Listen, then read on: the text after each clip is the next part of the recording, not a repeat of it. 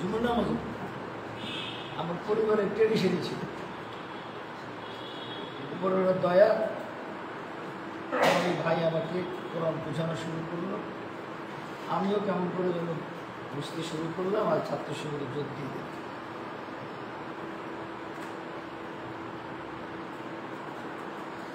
আমি 86-87 সেশনে তৎকালীন রংপুর মহানগরীর সেক্রেটারির দায়িত্ব পালন করেছি। এরপর এনডিএফ, জামায়াত ইসলামী। তো বাংলাদেশের জন্য সবচেয়ে বড় চ্যালেঞ্জ, বাংলাদেশ এই ভূখণ্ড 47 সালে একবার স্বাধীনতা অর্জন করেছে, কিন্তু আমরা স্বাধীন হই। স্বাধীন হয়নি দ্যাট সেন্স, যেভাবে রাষ্ট্র পরিচালিত হওয়ার কথা ছিল সেভাবে হয়নি। মুসলিম লীগ ব্যর্থ হয়েছে, একথা মৌলানা মওদুদি বহু আগে বলে গেছে। আম গাছ লাগিয়ে কাঁঠাল আশা করলে তো হবে। মুসলিম লীগের নেতৃত্বের মধ্যে ইসলামী রাষ্ট্র পরিচালনা করার মতো যোগ্যতা ছিল, সেজন্য সে রাষ্ট্রটি ব্যর্থ হয়েছে। তবে মুসলিম লীগ দুটো ভালো কাজ করেছে আমাদের জন্য। একটি হলো তারা ঢাকা বিশ্ববিদ্যালয়কে এনরিচ করেছে, 2 নম্বর হলো তারা জমিদারি প্রথা উচ্ছেদ করেছে।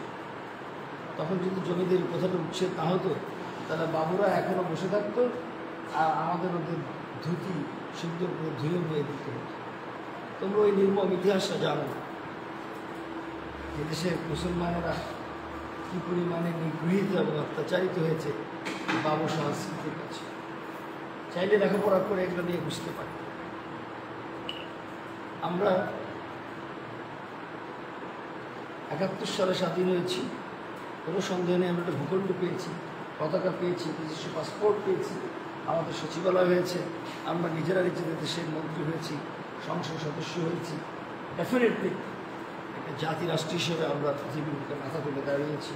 কিন্তু শাসক গোষ্ঠীর অযোগ্যতা, নির্মমতা, অদূরদর্শিতা, ব্যবস্থাপনার অভাব, দুর্নীতির স্বজনপ্রীতি, সন্ত্রাস, চাঁদাবাজি সব কিছু আমাদেরকে আষ্টে পৃষ্ঠে ধ্বংস করেছে। আসলে সন্ত্রাস করে, গুন্ডা বাহিনী দিয়ে অন্যের মিটিং ভাঙা যায়, অন্যদের কাজে বাধাগ্রস্ত করা যায়, কিন্তু রাষ্ট্র পরিচালনা করা যায়। তোমরা তো কথা বলছো কেন? ভালো না লাগলে উঠে চলে যাবে। আমি তো এরকম ছাত্র শিবির দেখি নাই। 12 জন সাথী, 205 জন কর্মী, 205 তো নাকি 105? 105। আমি তো ভাবলাম বাছাই কিন্তু কর্মীরা আছে, তাও নিজেরা কথা বলো। আমি ছাত্র শিবিরের প্রোডাক্ট, আমি বুঝি প্রোগ্রাম কীভাবে হয়।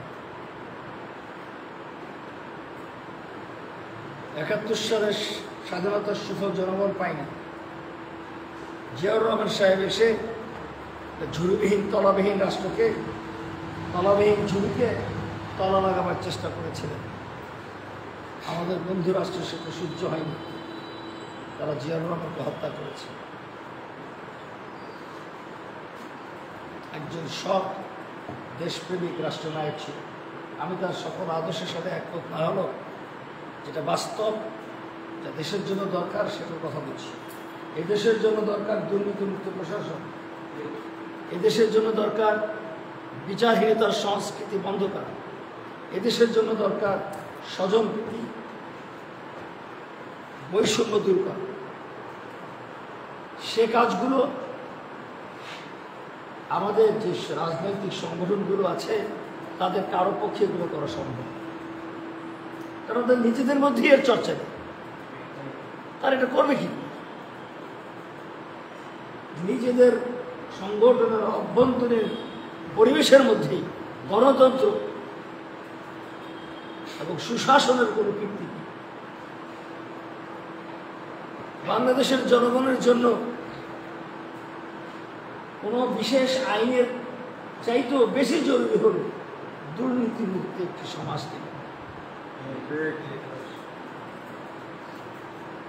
সেটা ইসলামের মাধ্যমে করেন, লিবারেল ডেমোক্রেসি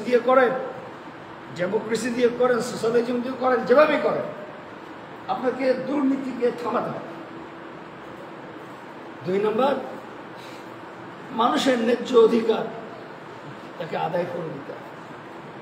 মানুষ, এদেশের জনগণ যেন তার মেধা এবং যোগ্যতার বিনিময়ে দেশ এবং রাষ্ট্রে সমাজে তার ভূমিকা রাখতে পারে, তার জন্য যথাযথ একটি কাঠামো তৈরি। একমাত্র জামাত ইসলামের পক্ষে এটা সম্ভব, কারণ সাইদি সাহেবের ছেলে এখানে আমির হয় নাই, গোলাম আজমের ছেলে আমির হয় নাই, নিজামী সাহেবের ছেলে আমির হয় নাই, আমিরের ছেলে এখানে আমির হয় না। এখানে আমির হয় যোগ্যতা, ত্যাগ তিতিক্ষা এবং যার যার কর্মফলের।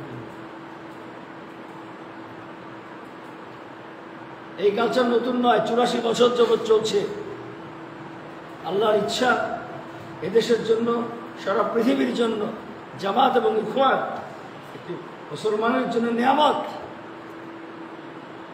এই নিয়ামতের কারণে আজকে দাওয়াতের প্রোগ্রাম চলছে, আত্মগঠনের প্রোগ্রাম চলছে, শৃঙ্খলা তৈরির প্রোগ্রাম চলছে, সিস্টেম ডেভেলপমেন্টের কাজ চলছে, যার জন্য জামাত ইসলামী ছাত্র শিবিরের কোনো ব্র্যাকেট লাগে না। লেগেছে? জামাত ইসলামী মওদুদি, জামাত ইসলামী আজমি, জামাত ইসলামী সাইদি, এরকম হয়েছে? ইসলামী খেলাফত আন্দোলনের দিকে তাকাও, হাফিজ হুজুরের দলের দিকে তাকাও, কতগুলো ব্রেকেট লেগেছে, কতগুলো টুকরো হয়েছে।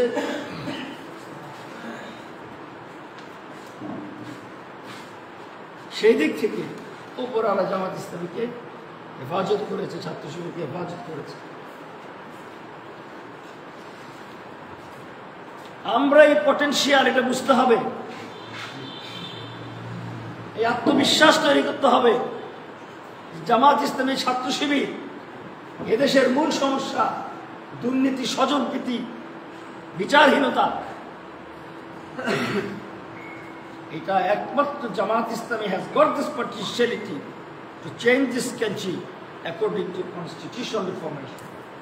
Only Jamaat has got this potential. এটা আমাদের বুঝতে হবে।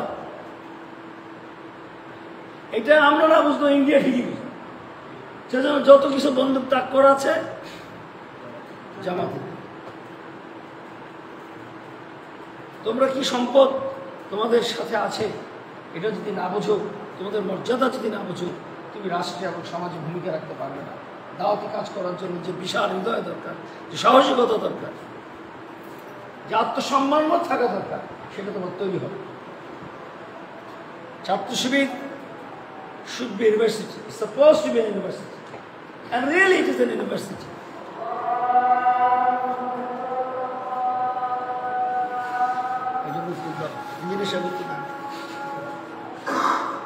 এই ইউনিভার্সিটির ছাত্র হয়েছেন, দুনিয়ায় কি পাবেন কি পাবেন না সেটা ভুলে যান।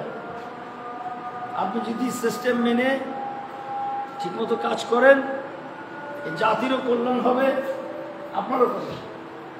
আপনি দুনিয়াতেও ভালো থাকবেন, আখেরাতেও ভালো থাকবেন।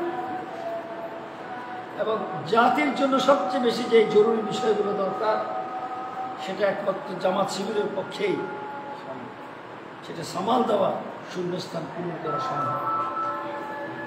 কিন্তু এতটুকু বলে বসে থাকলে চলবে না, তোমাদের যোগ্যতা বাড়াতে হবে।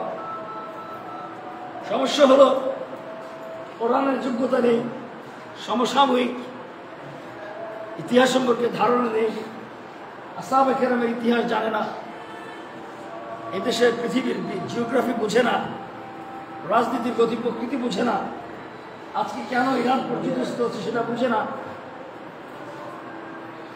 তাহলে আগামী দিন এই দেশকে রক্ষা করবে কিভাবে? সেজন্য অত্যন্ত পরিশ্রমী হতে হবে, পড়াশোনা ভালো করতে হবে, মেধা এবং যোগ্যতা দিয়ে সমাজকে নেতৃত্ব দেওয়ার মতো জায়গায় যেতে হবে। কেউ তোমার জন্য জায়গা ছেড়ে দিবে না, কেউ জায়গা ছেড়ে দিবে না। ছাত্র শিবির করেছি বলে, 5 ওয়াক্ত নামাজ পড়েন বলে, কোরআন 2-1 আয়াত জানেন বলে আপনার জন্য কোথাও জায়গা ছেড়ে দেওয়া হবে না। জায়গা করে নিতে হবে। সে করে নেওয়ার জন্য অসম্ভব পরিশ্রম করতে হয়। সংগঠনের কাজও ঠিক মতো করতে হবে, ক্যারিয়ার ডেভেলপমেন্ট ঠিক মতো করতে হবে। যেন তেন ক্যারিয়ার দিয়ে রাষ্ট্র পরিচালনা করা যায় না। আমি যদি বলি বিএনপির মন্ত্রী কারা ছিল, আওয়ামী লীগের মন্ত্রী কারা ছিল, তাদের এডুকেশনাল প্রোফাইল কি, আমরা তো কেবল খারাপ দিকই চর্চা করি, ভালো দিকটা তো চর্চা হয় না। রাষ্ট্র পরিচালনা, সমাজ পরিচালনা, এগুলোর স্বপ্ন দেখতে হবে, নিজেদেরকে কোয়ালিফাইড করতে হবে, দাওয়াতের কাজ ছড়িয়ে দিতে হবে। কাজটা শুরু করতে হবে ঘর থেকে, আপন ভাই বোন দিয়েই, পিতামাতাকে দিয়েই কাজটা শুরু করতে হবে। এখন তো জামাত শিবিরের পরিচয় করে দিতে হয় না, এখন সবাই চিনে জামাত ইসলামের আমিরকে, সবাই চিনে জামাত ইসলামের শক্তিমত্তা সম্পর্কে। এখন তো অনেক ভালো সময়। সুতরাং এখন যোগ্যতা এবং পরিশ্রম দিয়ে সমাজ পরিচালনার যে দায়িত্ব আমাদের উপরে আসা উচিত, সেটাকে ওয়েলকাম করে কষ্টের মধ্যে দিয়ে আমাদেরকে এগিয়ে যেতে হবে। আমি তোমাদের কাছে গতানুগতিক আলোচনা করার জন্য দাঁড়াই। আমি একটি কোরআন আয়াত বলতে চাই, একটি হাদিসও বলতে চাই। You should understand your responsibilities. You're supposed to understand it. তা না হলে তোমরা গতানুগতির মধ্যেই থাকবে। 50 বছর কর্মী বৃদ্ধি চলবে, সাথী বৃদ্ধি চলবে, সমর্থক বৃদ্ধি চলবে, শুধু বৃদ্ধি চলবে, কাঙ্ক্ষিত পরিবর্তন আসবে। কাঙ্ক্ষিত পরিবর্তনের জন্য অনেক বেশি পরিশ্রমী হতে হয়, অনেক বেশি যোগ্যতার প্রয়োজন হয়, অনেক বড় হৃদয়বত্তার প্রয়োজন হয়, এবং আল্লাহর অনেক ভালো বান্দা হতে হয়। আল্লাহ পাক আমাদের কবুল করুন। তোমাদের জন্য যা বললাম সেটা যেন আমার মধ্যে বাস্তব আমলে যেন আমরা সবাই মিলে এটা প্রমাণ করতে পারি, সে দোয়ার দরখাস্ত করে আমি আমার কথা শেষ করছি। আমি আশা করব দলীয় শাখা আর ভালো প্রোগ্রাম করবে। I am not happy with this situation, externally and internally. In both area, I am not happy. আমি কি সত্য কথা বলবো কি বলবো? জি।